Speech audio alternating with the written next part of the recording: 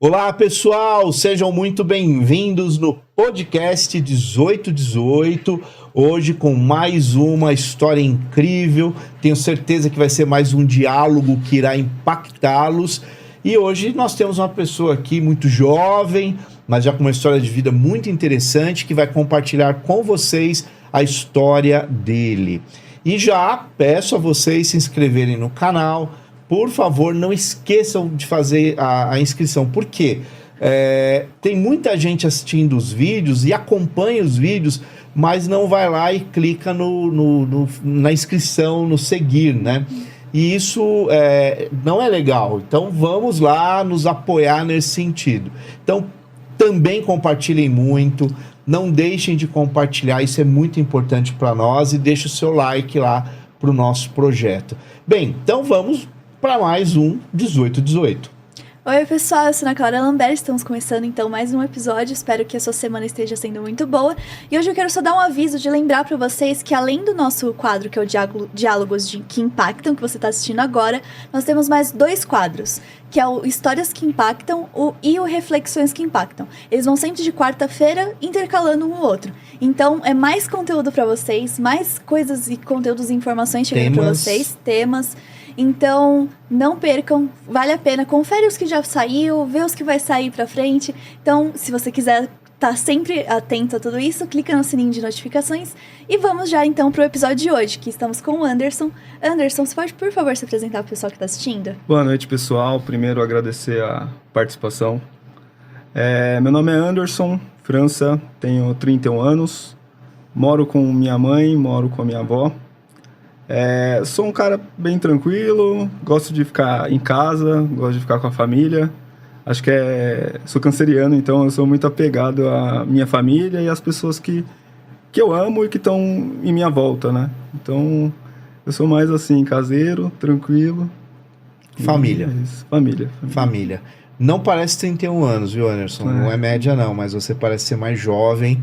Não que não seja, mas parece ser bem menos de 31 anos, principalmente aqui no pessoal. Não sei quem tá vendo pelo vídeo, mas o Anderson, ele tem ele parece ser bem mais jovem. E o Anderson, claro, com a sua história de vida, né? Seus 31 anos, ele tem muito para nos contar. E como é que foi tua infância, Anderson? Foi uma infância já ligada à espiritualidade? Você era vinculado a alguma religião por questões da própria família? Como que você nasce? Você é de São Paulo, né? E você nasce numa família que já tinha uma orientação religiosa. Conta para nós um pouco como é que foi a tua infância. Olha, na minha infância eu nunca tive uma obrigação de ir em algum lugar, né? Tá. Minha mãe era da Igreja Católica,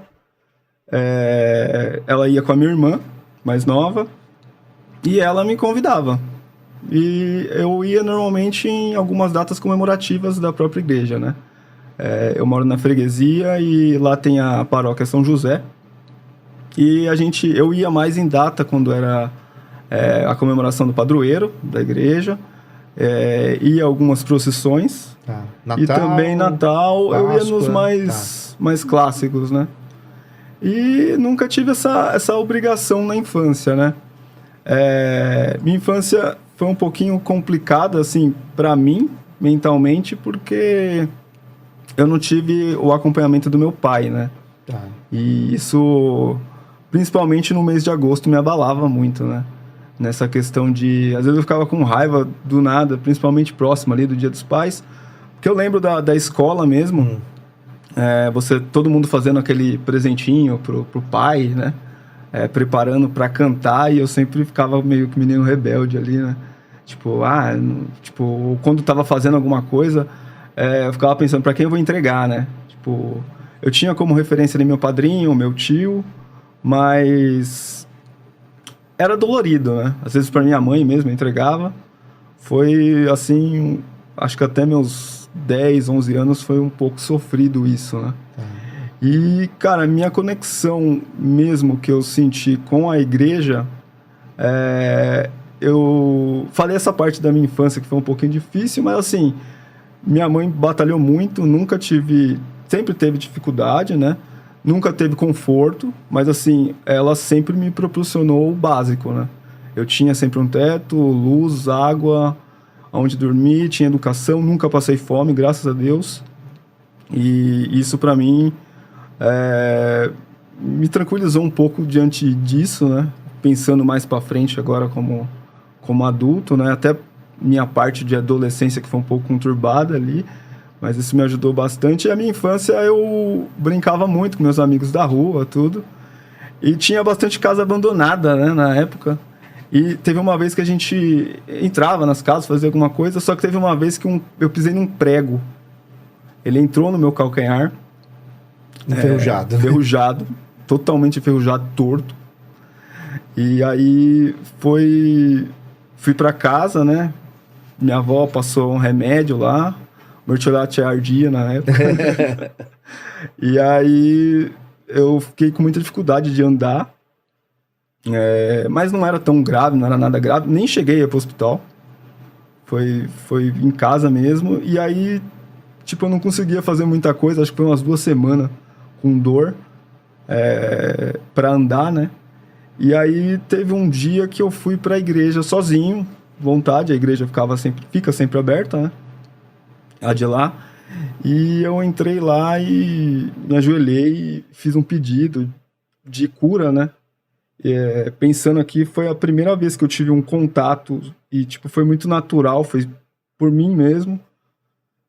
Foi um pedido pra cura e aí, por sorte, aí deu tudo certo. Por ser um prego enferrujado, não sei quanto tempo, poderia ter pego alguma coisa mais séria. Um tétano? Um tétano, alguma coisa, e não aconteceu nada e me recuperei e voltei a brincar, a fazer as coisas, né? Então ali você acha que foi o primeiro momento onde você conseguiu compreender uma conexão com algo maior, com a questão da espiritualidade, num milagre, né? Numa experiência sua, né? Muito própria. Você lembra quantos anos você tinha? Tinha 8 anos. Era muito novo. 8 para 9. E, cara, assim, na época eu não pensei nisso, né? Tipo, vou lá, vou pedir e vai dar certo. Fui com muita fé.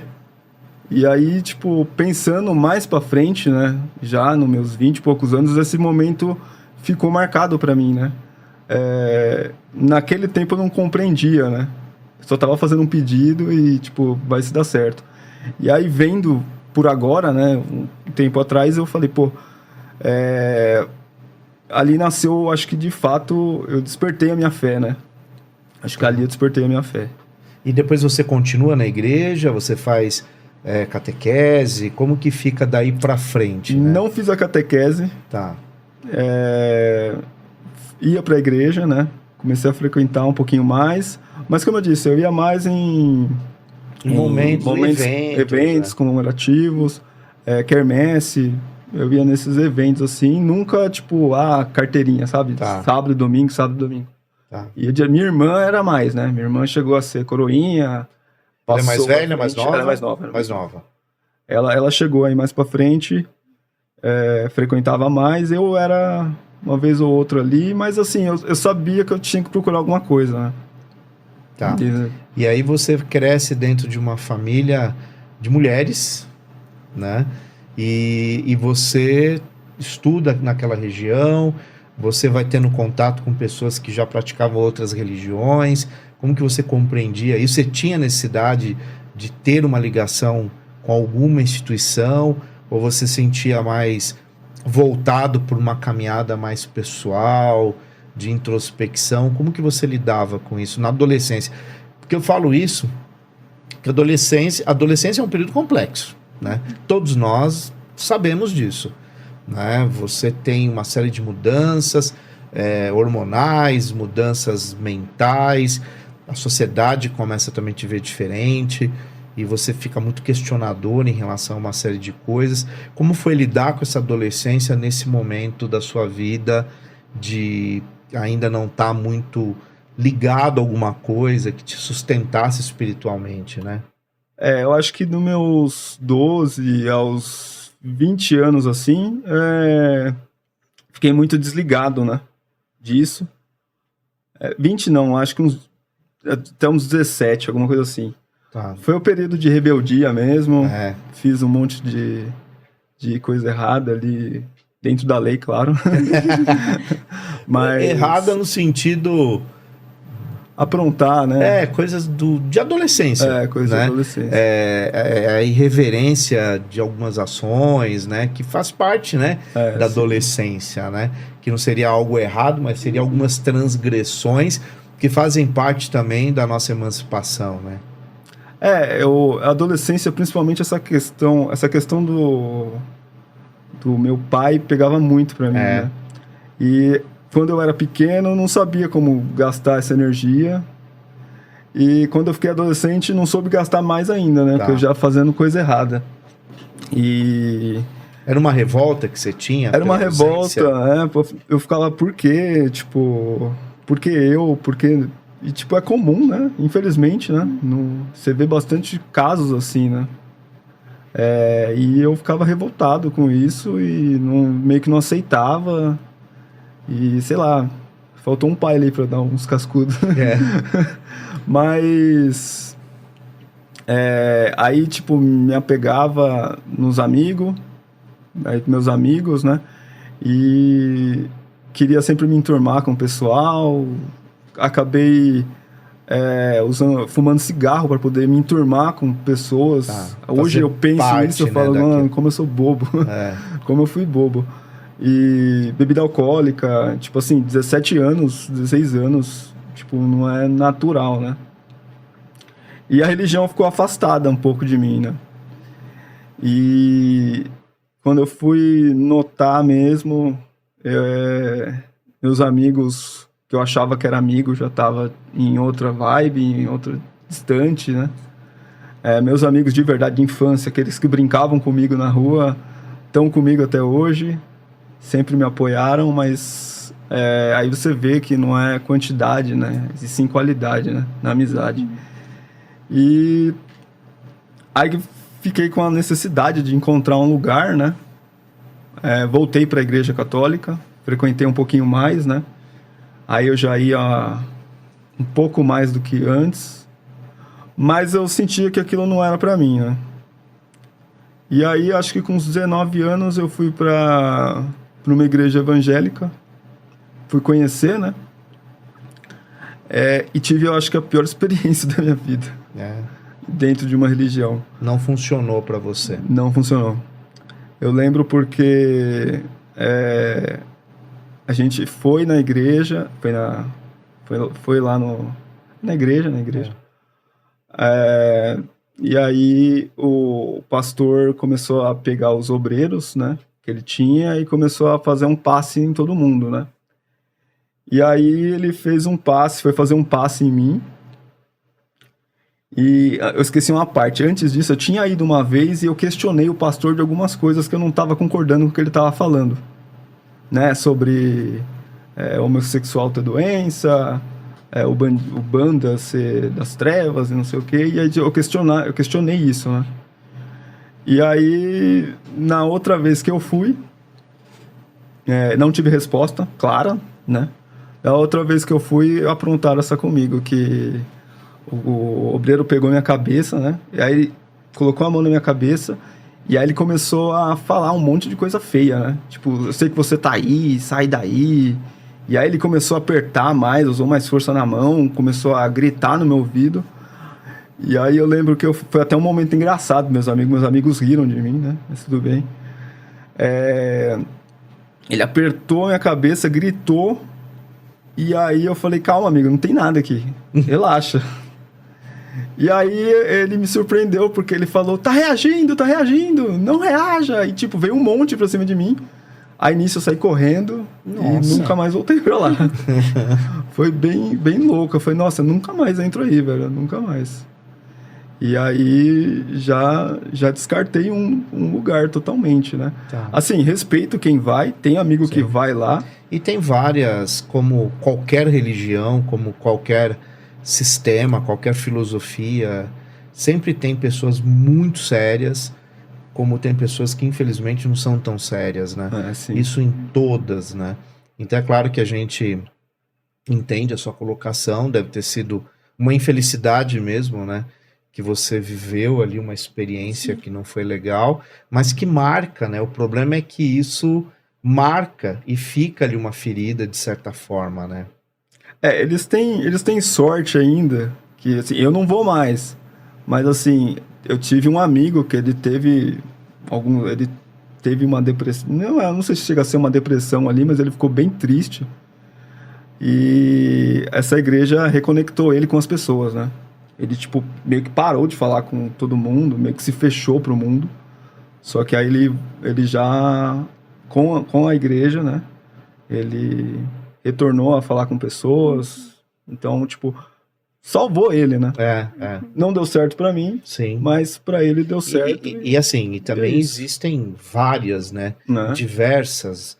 E talvez é aquilo que a gente fala aqui no programa, a religião ou a filosofia, o sistema, às vezes funciona muito para alguém, mas não funciona para o outro, né? Não há um encaixe ali, né? Daquela forma de acreditar, de crer, de viver, dos padrões ali. Então eu acho que isso também é natural, né? Por isso que a gente tem que ser muito honesto consigo próprio e ser verdadeiro, né? Sim. Então, eu estou ali porque eu estou inteiro, porque aquilo faz sentido para mim, aquilo me representa, aquilo é algo que eu acredito. Então, acho que fé, religião, tem muito a ver com isso também, né? Tudo que é imposto é complexo, né? Eu acho que a missão da religião em si é combater o mal, né? Sim. O pessoal pensa, uma hora vai acabar. Não vai acabar. O mal, pra mim, tá? Sempre vai existir. Milênios e milênios ela tá aí. A luta do bem e o mal nunca vai acabar. Só que a missão do bem é não deixar o mal dominar tudo. Então, é uma luta eterna. Sim. Só que a gente tem que lutar pelo melhor para as pessoas e pra gente, né? Consequentemente. E esse mal não é aquele mal de filme de Hollywood, né? Não. O mal, às vezes, é nas pequenas coisas, Sim. né? É uma postura, uma fala, uma fofoca. Um empurrão. Uma atitude. Claro que existem coisas mais sérias, maiores, menores, mas o mal, ele se manifesta de várias formas, Sim. né? Ele gera, né? Às vezes um empurrão gera uma revolta no dia daquele cara, e aquele cara faz uma coisa maior para uma outra, que faz uma coisa maior para uma outra, que a gente chega num nível que a gente tem uma pessoa, sei lá, dando um tiro numa outra, né? Que é um absurdo. Que é um absurdo. Agora, Anderson, você teve essa experiência, você já era jovem, né? Não foi legal. E aí você rompe com tudo, você fica distante de qualquer caminho espiritual. Esse trauma te produziu isso? Como é que foi? Não, eu falei, aqui nunca mais eu vim, né? Tá. Saí correndo e fui pra casa e não vou mais. Mas aí eu fiquei assim, tipo, vou ter que procurar de novo, né? Vamos tentar de novo, né? E aí eu fui em algumas casas de Umbanda. Tá. Eu ia já e não sabia, porque na época que a gente ia uma turma inteira pegar doce, né? E a gente tava em Umbanda e a gente não sabia. Meio que sabia, porque eu tinha um amigo que ele era evangélico. E aí eu contava pra mãe dele que o doce era de Umbanda e ela dava pra gente, né? Tá. E aí a gente pegava os doces dele. Era meio legal fazer isso. Mas eu comecei a ir em Umbanda, gostei bastante. Assim, gosto. Acho bem legal a questão que eles lutam pela caridade, né? Isso. Já fiz eventos com a minha namorada. Tá. E, cara, assim, eles estão ajudando. Na época a gente ajudou um pessoal que era autista, né? E aí tinha uma criançada também. E, cara, foi sensacional. Eu falei, muito legal, né? Mas eu gosto, mas eu falei, não tá completo, né? Tipo, eu acho que eu não vou conseguir desenvolver. Tá. Eu acho super legal, eu acho demais mesmo, gosto bastante, mas faltou alguma coisinha ali pra mim, né? E aí eu fiquei um tempo frequentando, né? Indo em um terreiro, outro terreiro, fui em alguns, com amigos, com conhecidos, né? Mas era mais você tomar aquele passe e não tinha, tipo, envolvimento mesmo, Entendi. né? Com a espiritualidade deles. E aí eu falei, pô, não sei o que eu vou fazer, né? Pô, já tentei aqui e aí eu falei, vamos estudar agora, vou começar a voltar, né? Eu terminei o colégio e aí eu falei, vamos seguir. Eu comecei a fazer alguns cursos técnicos, fiz técnico em logística e aí eu fiz técnico em marketing. Aí eu conheci a Vitória. Beijo, Vitória, te amo. Já fez a média, Já né? fiz a média, já. É Tem brincadeira. que fazer. Já ganhou um Não, ano. já ganhei. Então aí eu fiz marketing, foi por muita insistência de um professor meu, não ia fazer. Eu fiz no Carandiru, né? Ali na ETEC. Na ETEC. E aí ele falou, pô, faz marketing, 1 ano ali, você já ficou 1 ano e meio aqui em logística, mais 1 aninho que você consegue pular um semestre, né? Porque você já fez logística e é praticamente a mesma coisa o primeiro semestre das duas, né? Tá. E aí eu falei, pô, não tava afim, mas aí acabei indo. E aí conheci a Vitória, aí eu até falo, tipo, o pessoal ficava fazendo som de vômito, tipo, falei, onde tinha violência, nasceu o amor, né? O pessoal ficava, mas beleza. Romântico. Sou romântico. Canceriano, né? Sou canceriano. Canceriano é o bom dramático. Sou dramático. Com todo respeito aos cancerianos. Mas eles gostam. Mas aí, o pai dela, né, meu sogro, ele faz parte de uma ordem. E aí teve uma vez que a gente subiu, né, na serra, e lá eu fui ver um batizado, né? Tá. Nada não tinha compromisso nenhum, era só ir mesmo. Tá. Como E aí convidado. como convidado, assisti e assim, pô, alguma coisa me tocou ali, né? Não sabia muito bem o que eles faziam, né? O que fazia, o que era de fato, mas, pô, alguma coisa me tocou ali. E aí até cheguei pra Vitória e falei, pô, seria legal fazer parte, né? E a gente tava pensando, né? E aí eu já tinha, acho que 25, 26. E aí eu deixei um tempo, né? Aí a gente teve um rompimento. E aí nisso eu falei, pô, o caminho tem que ser meu, né? Então, eu tava ali com ela ali, vamos, ela não queria muito, tava indecisa também, mas eu falei, já rompemos, né, por um tempo, eu acho que fomos 5 meses separados, mas aí eu falei, pô, eu vou seguir meu caminho, eu tenho que ir, vai que é uma oportunidade, né? Sim. Falei, pô, tá difícil achar alguma coisa, e aí eu fui. Pedi, né? Falei com o Robson. Ele me apresentou o mestre dele, o Thiago. Conversei com o Thiago. Falei pra ele que eu queria conhecer. Tava buscando o autoconhecimento também. E eu lembro que eu falei pra ele, pô, eu tenho muita pergunta e, tipo, nem todas as perguntas eu tenho ainda, então, vamos tentar, né? E aí eu comecei a conversar com um dos mestres lá, e aí acabou acontecendo. Aí eu entrei pra ordem, né? É OFDL, né? Ordem Filosófica e Esotérica Discípulo da Luz. E tô nela até hoje, né?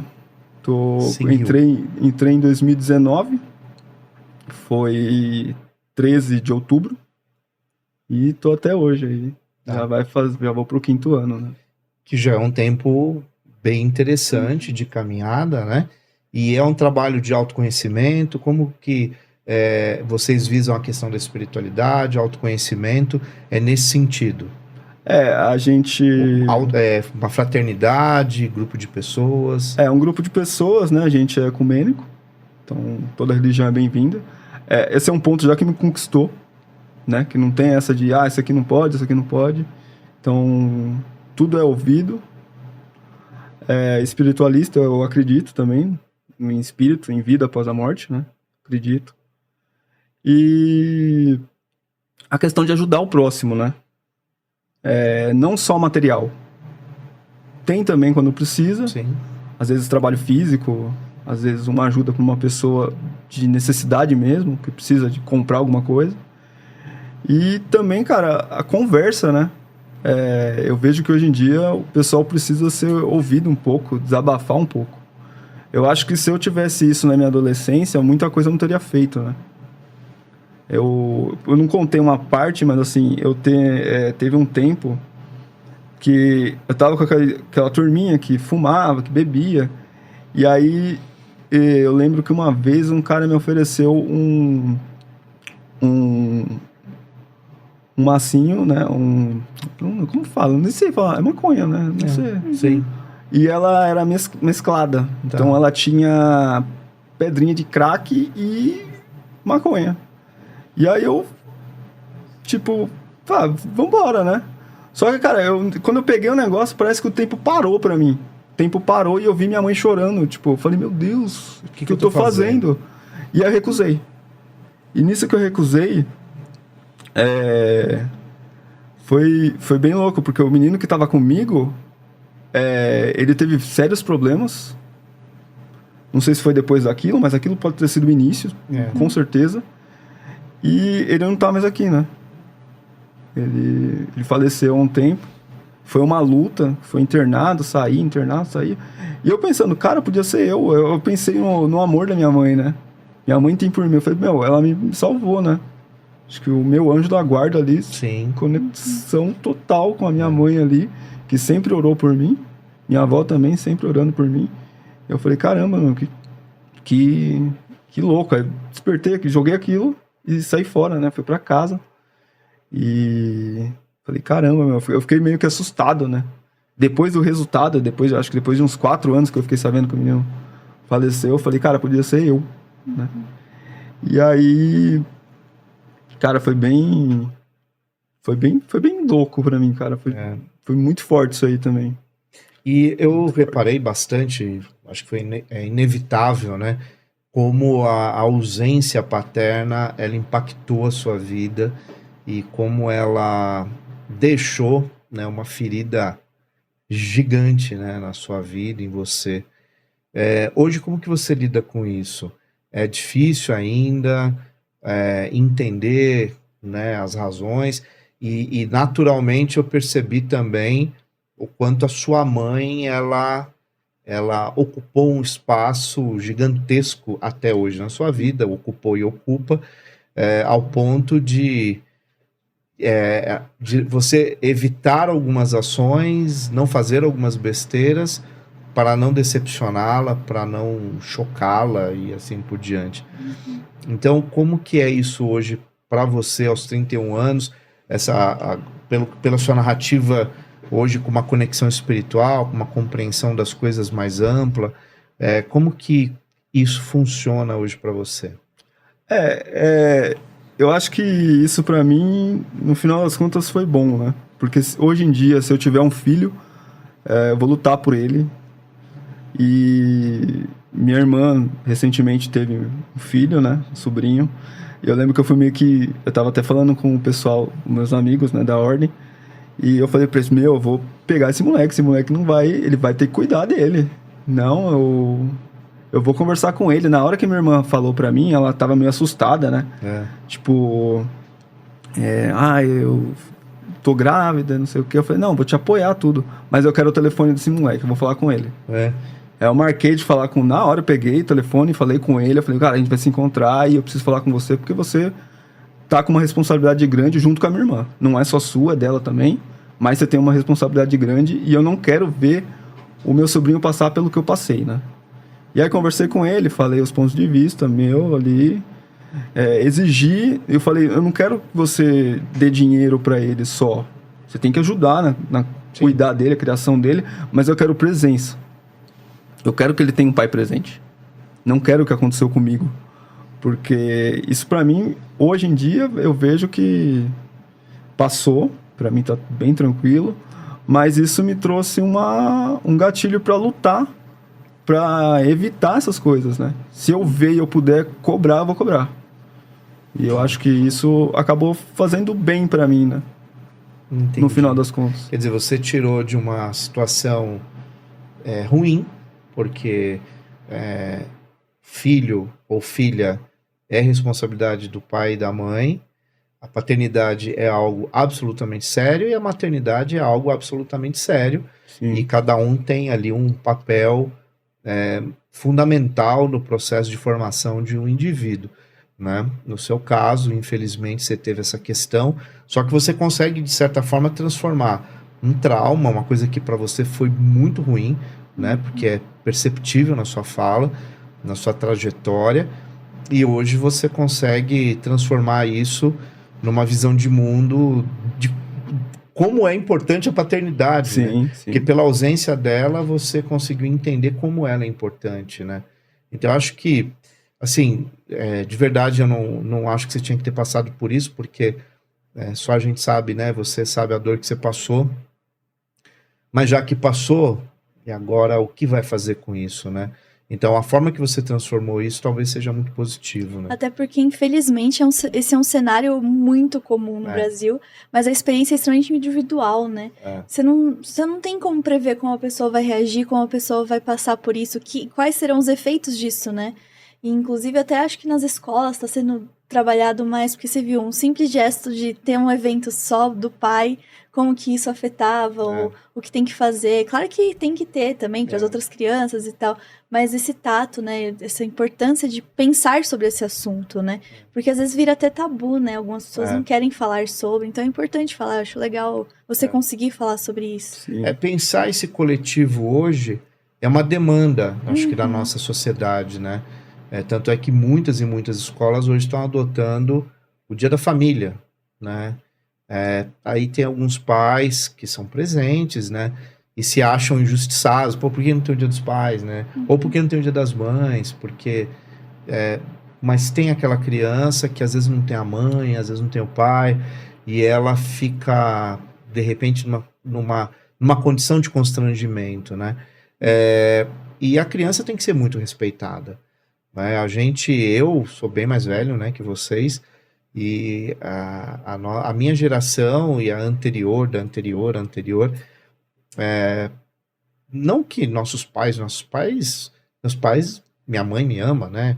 Meu pai também, eu perdi meu pai muito cedo, mas me amava profundamente e não era negligente em hipótese alguma comigo, com as minhas irmãs, mas a criação era diferente, né? A gente meio que cresceu tendo que suportar muita coisa porque a vida é assim, né? E nem sempre as coisas são necessárias serem dessa forma, né? Até conversando com amigos da minha idade, a gente foi muito educado sob a perspectiva de que homem não chora, né? Que demonstrar sentimento é demonstrar fraqueza, falar sobre amor.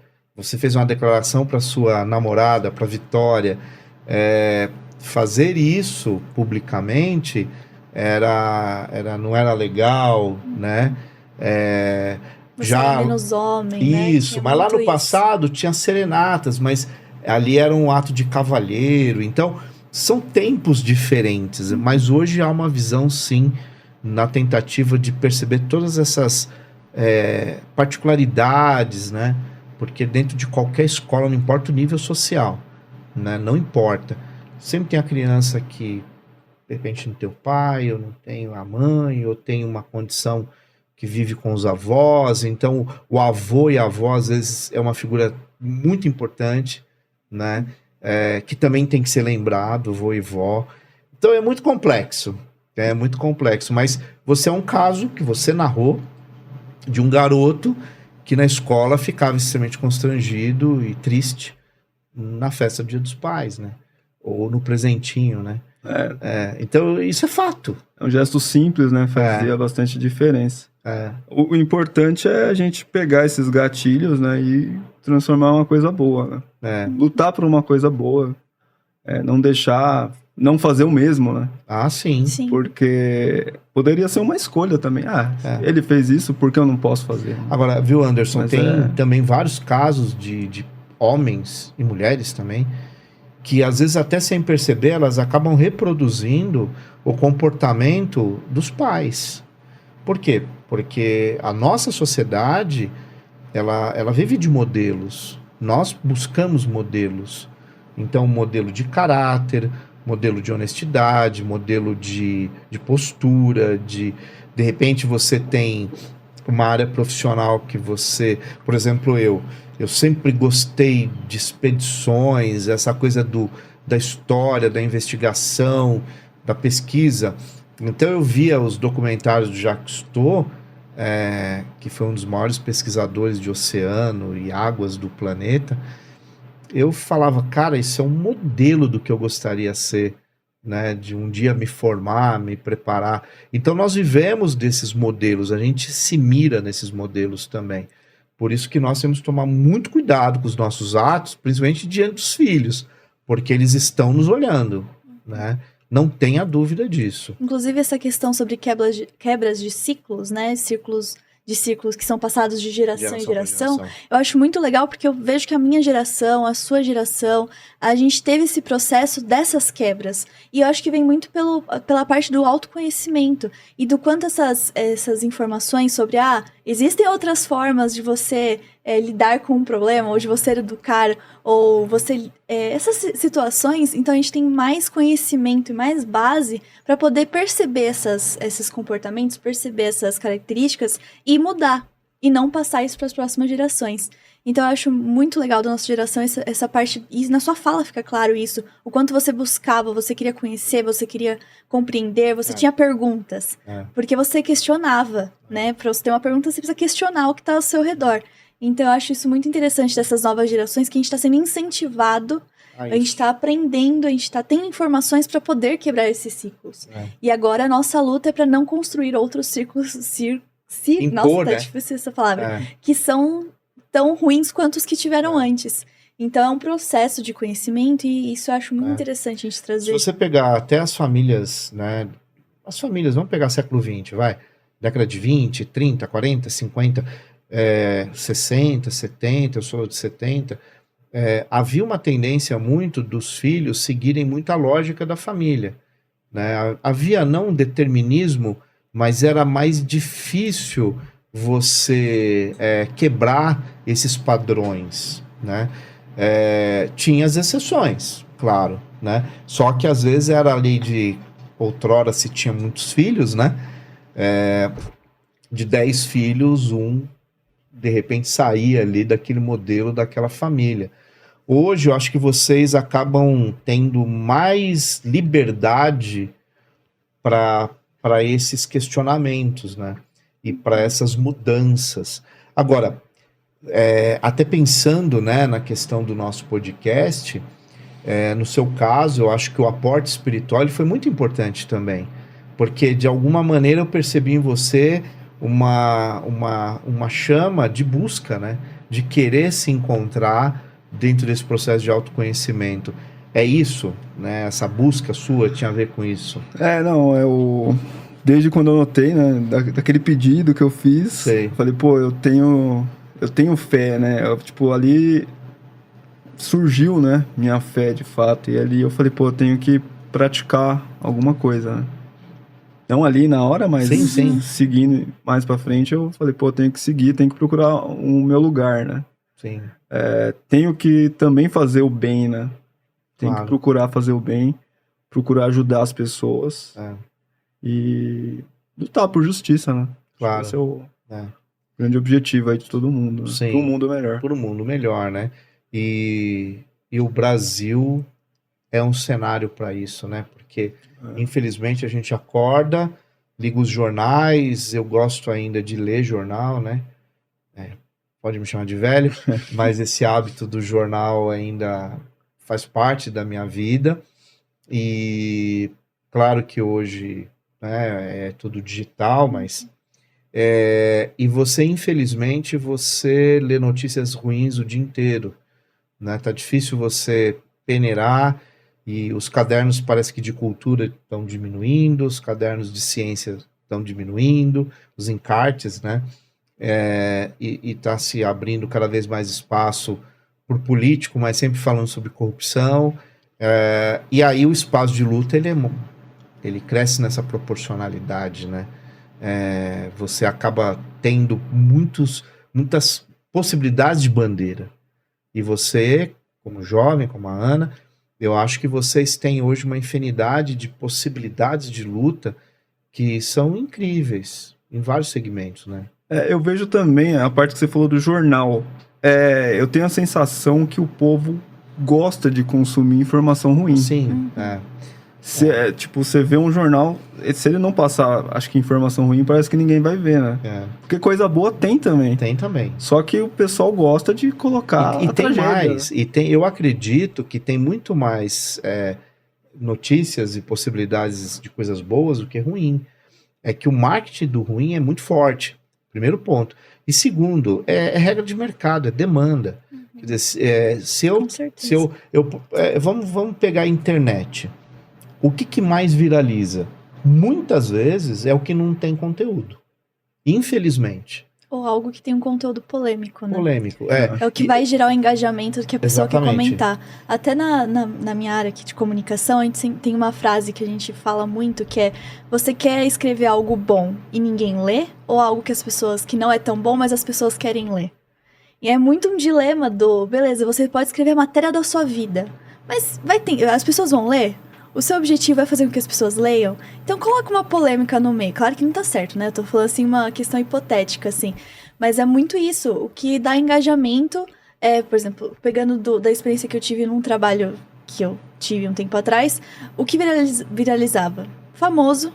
Aquela piada do Caetano estacionou o carro no Leblon. Receita, as pessoas adoram receita. E polêmica de política. É exatamente isso. É o que traz mais engajamento, é o que traz essa, nossa, quero ler, quero ir atrás, essa curiosidade. Infelizmente, é o que você falou. A qualidade do que as pessoas estão indo atrás tem coisa boa, infelizmente, existe bastante coisa boa, mas pra que divulgar isso aí, né? E quem vai ler? Porque assim, não dá pra gente negar. Hoje, os jornais vivem de clique. O que vai dar mais clique? Você vai falar sobre a polêmica de um famoso que traiu com outro famoso, por exemplo. Vai dar mais clique do que se você falar sobre uma situação que um país está vivendo. Isso é um projeto ou um bom, projeto que está de acontecendo. Isso eu via muito onde eu trabalhava. Às vezes a gente publicava coisa sobre um projeto incrível, sobre que estava ajudando um monte de gente. Não ia ter engajamento, mas a polêmica da semana ia ter, né? Então tem muito isso do que as pessoas consomem, né? Agora eu estava pensando aqui, vocês devem ter visto, você viu, certeza, porque a gente conversou sobre isso, daquele absurdo que foi do Map Show lá, aquele personagem que ele falou: como está seu dia hoje, você está bem? Ah, tá. Cara, foi uma coisa que hoje estão fazendo estudo disso. Só vamos dar o contexto, que eu acho que o pessoal foi meio nichado isso. O perfil do Elmo, sabe, do Vila Sésamo? O Elmo, Vila Sésamo. Ele lá nos Estados Unidos, o perfil do Elmo oficial, postou, acho que deve ter sido Twitter, eu acho. Postou: oi pessoal, aqui é o Elmo, como vocês estão? Só quero saber como vocês estão. Ele só fez essa pergunta. Só essa pergunta. E aí os comentários em cima dessa postagem era tipo... Eu lembro que um deles era assim: Elmo, preciso ser sincero com você.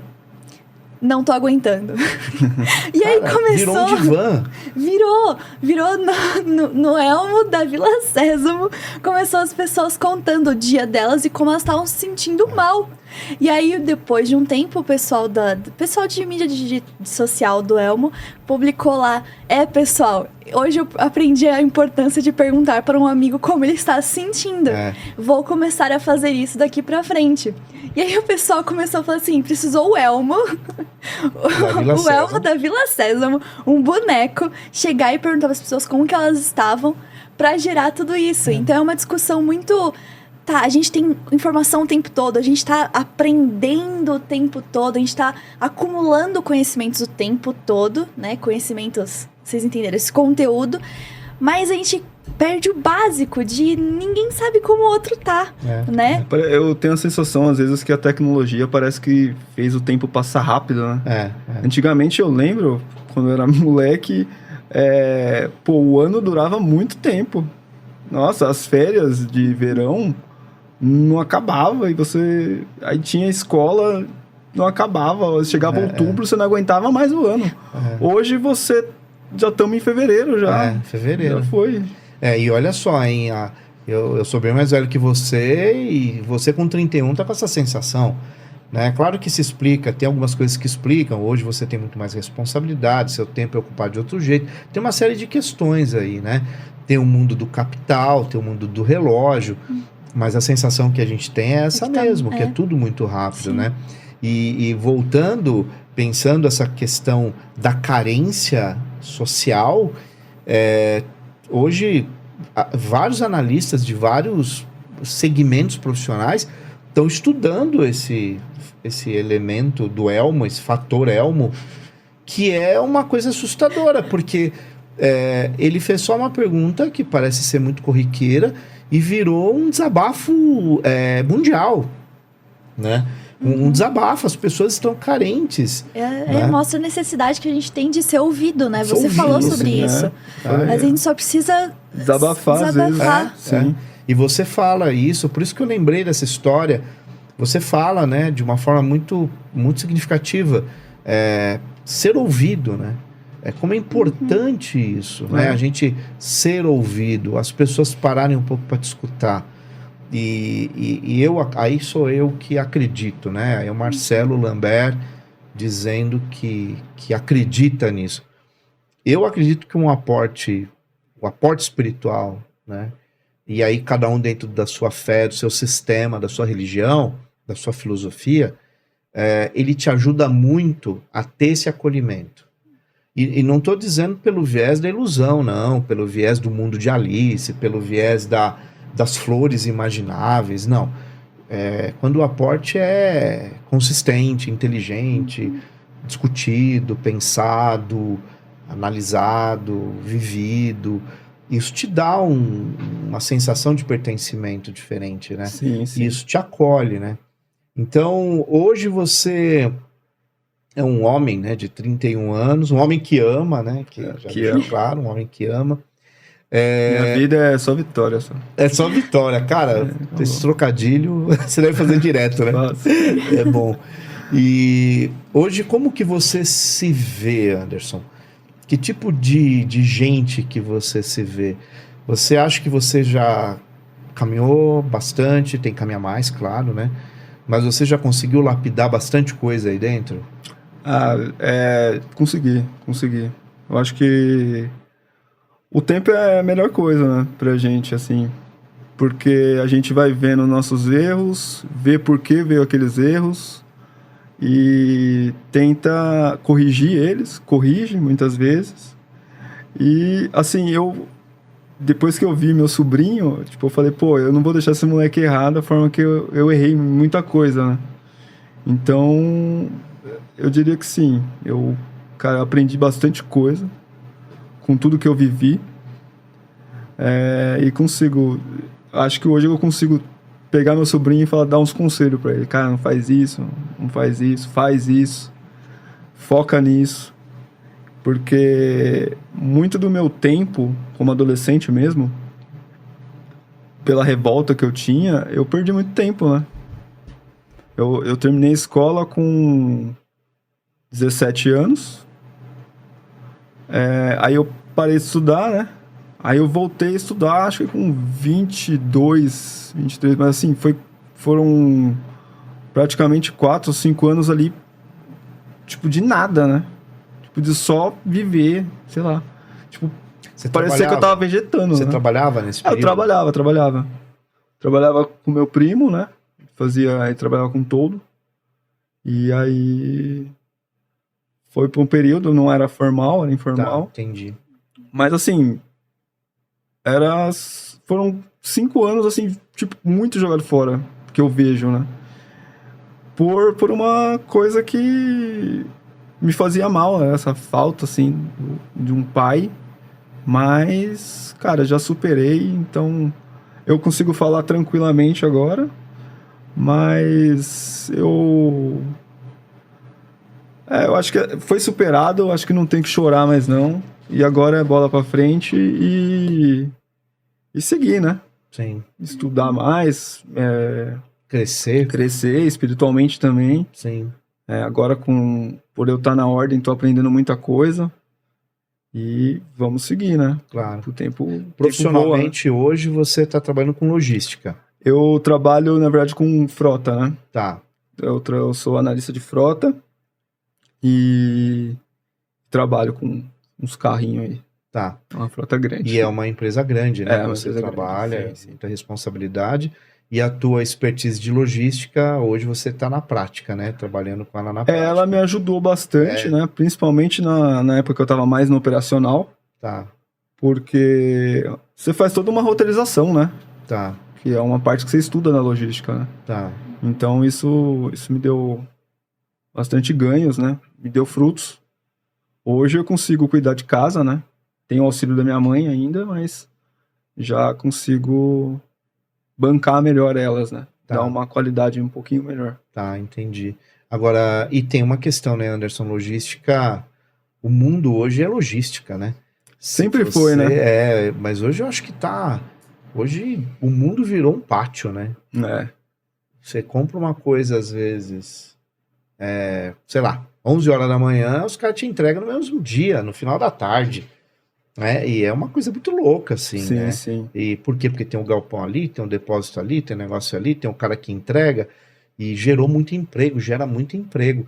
Mas como você bem disse, logística, os árabes já faziam isso lá no Sim, deserto. sempre foi feito. A expansão marítima europeia, quer dizer, a gente tem uma história da humanidade pautada nessa necessidade de organização de distribuição de mercadoria, distribuição de alimento, armazenamento. Hoje quem não segue cai, né?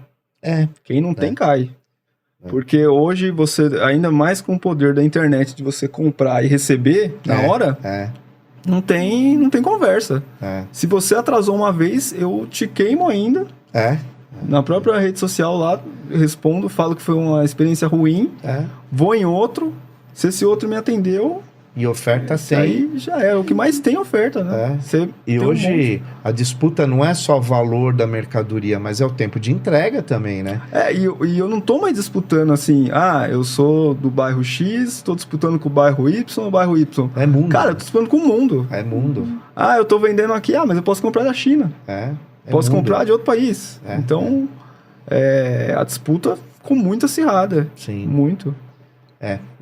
São outros tempos, né? A gente está vivendo um outro momento mundial em todos os aspectos. Não tem como pensar diferente. Anderson, fala para nós, dentro da sua perspectiva de vida, de experiência, como que você define para nós Deus e tempo? Bom, para mim Deus é um todo, né? É tudo.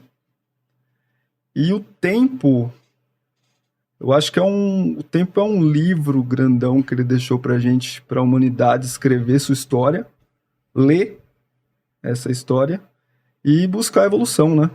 Acho que é isso. Acho que o tempo é isso, porque a gente pega muita história do passado e compara muito com hoje em dia, compara muito com o que você vai fazer. Eu posso pegar meu caso como exemplo, né? Sim. Eu poderia ficar revoltado, tá agora em outros lugares fazendo um monte de besteira, mas eu peguei, vi minha história e tô colocando pontos positivos para poder evoluir, né? Sim. Eu acho que o tempo é isso. A humanidade escreve e ela evolui conforme ela vê erros, os acertos, ela mantém os acertos e busca evolução, né? Sim. Acho que é isso. Acho que o tempo é isso. E Deus? Deus para mim acho que é tudo, cara. Tudo. Ele tá em toda parte. Você falando aí agora, eu fiquei raciocinando aqui e pensei uma coisa também. Eu acho que uma das coisas que às vezes as pessoas que estão nos assistindo não fazem ideia talvez o teu nível de revolta, né? Essa foi a palavra que você mesmo usou em relação à ausência paterna. Era pela ausência, mas também era por ver a sua mãe talvez se desdobrar em mil para poder proporcionar para você e para sua irmã uma vida digna. Sim. Né? E isso poderia ter sido minimizado se tivesse uma participação minimamente administrada e dividida ali, né? Então eu acho que a solidariedade é uma história... Isso também representa a solidariedade com a sua figura hoje maior, que é a figura da sua mãe, né? Eu acho que tem uma conexão, né? Assim, minha mãe, pra mim, ela é tudo pra mim, né? Minha mãe batalhou demais pra manter vocês. Minha irmã, manter minha avó também, né? Tá. Mora com a gente. Então, cara, sei lá, e muita conexão com ela, né? Tenho muita conexão com a minha mãe. E ela é tudo pra mim, cara. Tudo, tudo, tudo. E o que ela fez pra mim, eu sou grato e tento retribuir da melhor forma possível. Sim. Ficou muito claro na tua história, viu, Anderson, né? Eu acho que você não só de forma entre linhas, mas de forma muito clara, ficou muito forte essa figura da sua mãe, né? Então, que legal nesse sentido, né? Outra coisa que eu gostaria de falar aqui, já na reta final do nosso programa, é que eu acho que muitos que estão nos assistindo podem ter você também como exemplo, né? Porque a gente fala que diálogos que impactam é porque às vezes tem pessoas que estão assistindo e elas escutam alguma coisa e aquilo traz uma inspiração para mover uma transformação. Um ponto de luz, né? É. Uma frase que pode trazer alguma reflexão para ela. Às vezes é um fragmento. Todo mundo que assiste a gente sabe, né? A gente tem lá o programa, que é o Diálogos que Impactam, que é esse, que é de 1h10, mais ou menos, 1h05. Mas desse programa a gente tem vários cortes, a gente tem shorts. Às vezes é um shorts ali de 58 segundos que tá ali a mensagem, cara. Às vezes aquele corte ali tá ali a mensagem.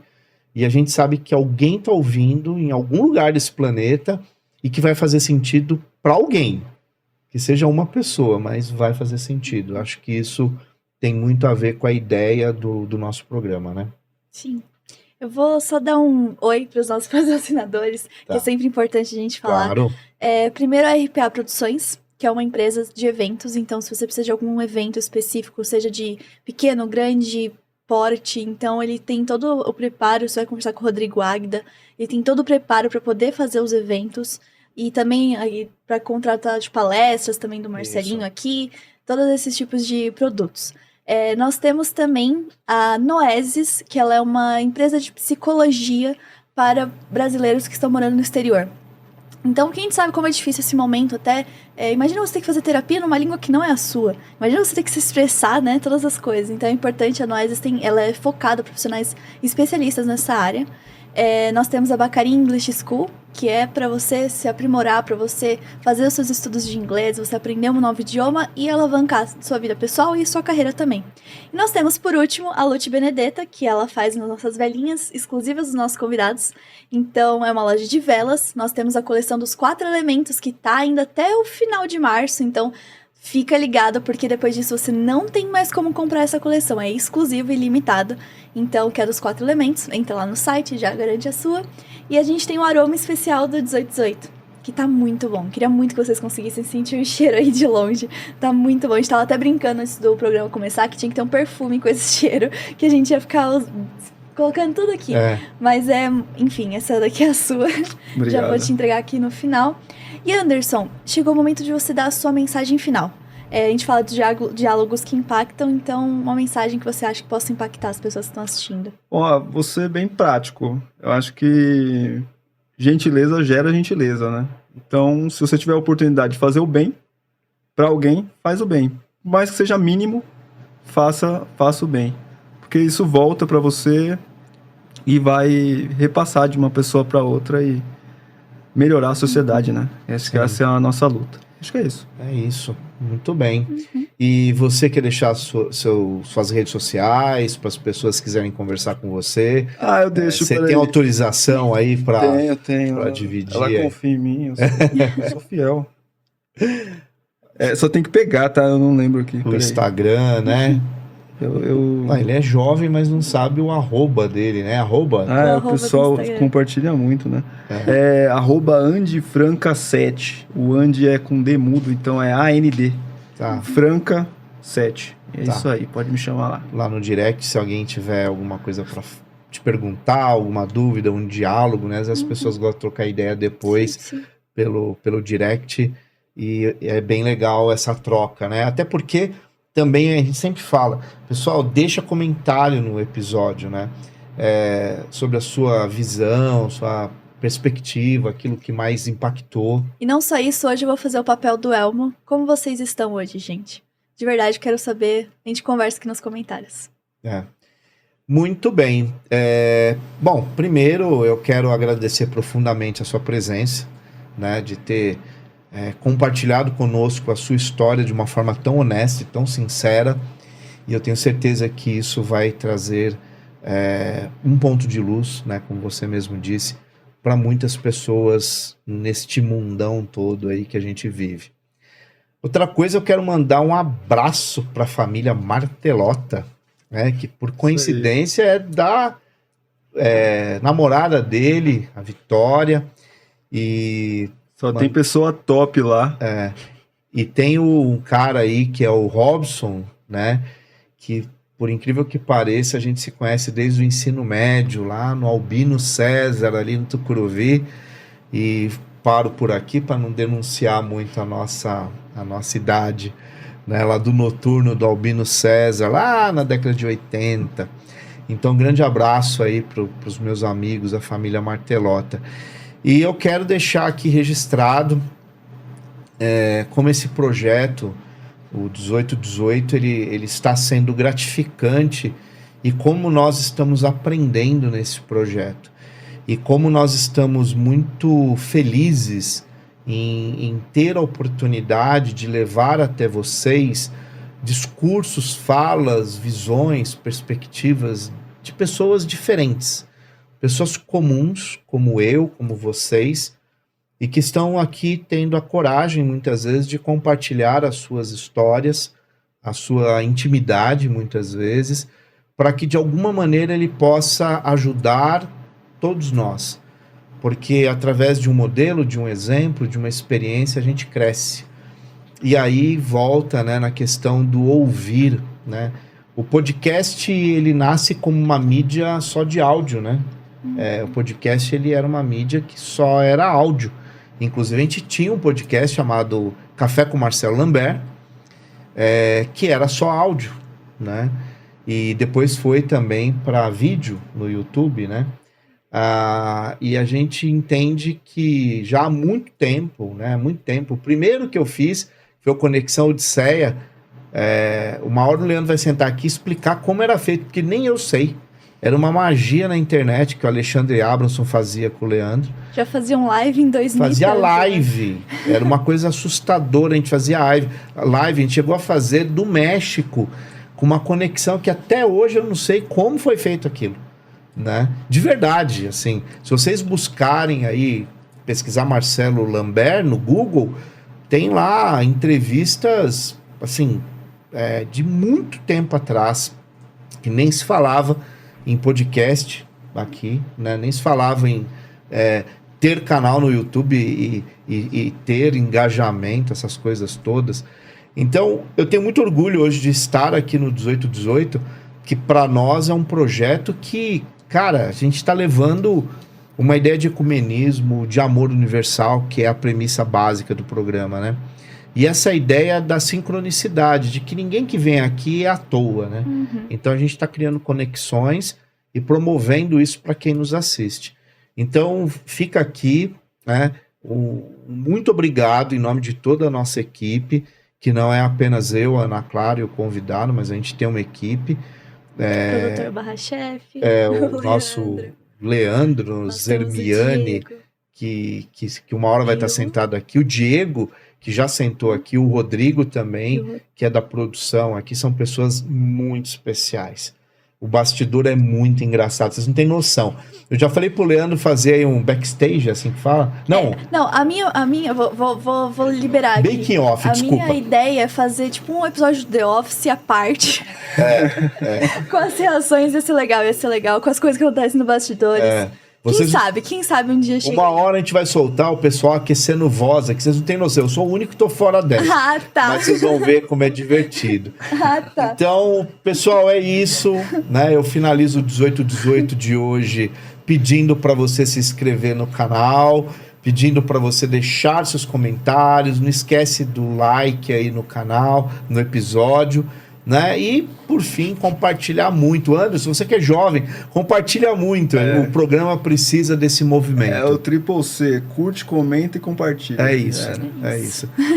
Porque o nosso programa, ele não vai mudar a ética para que a gente tenha views e viralizar, né? Então a gente tem uma linha editorial muito clara, então a gente vai manter isso por uma questão de princípio, é o que a gente acredita. Então, muito obrigado. Eu quero deixar aqui a todos vocês um grande abraço do amigo Marcelo Lambert e desejar a vocês muita, muita e muita luz até o próximo episódio. Abraço!